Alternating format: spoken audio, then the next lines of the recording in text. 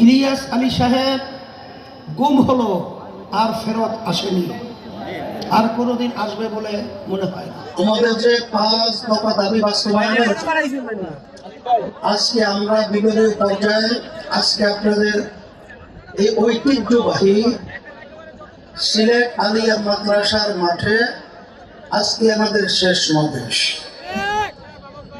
আজকে সমাবেশের মাধ্যমে সারা বাংলাদেশের ভিতরে আজকে প্রমাণিত হয়েছে যে আজকে বাংলাদেশের মানুষ আমাদের যে দাবিগুলো ছিল 5 দফা সেটার পক্ষে প্রমাণিত হয়েছে। আমাদের এই দাবিগুলো নিয়ে আজকে আমরা রাস্তায় নামলাম কেন?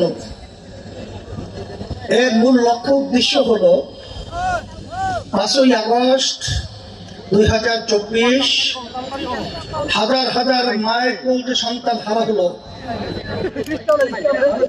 অনেকে চক্ষু হারিয়েছে, পঙ্গু হয়েছে। আপনাদের ঐতিহ্যবাহী সিলেট থেকে জনপ্রিয় নেতা ইলিয়াস আলী সাহেব গুম হলো আর ফেরত আসেনি, আর কোনোদিন আসবে বলে মনে হয় না।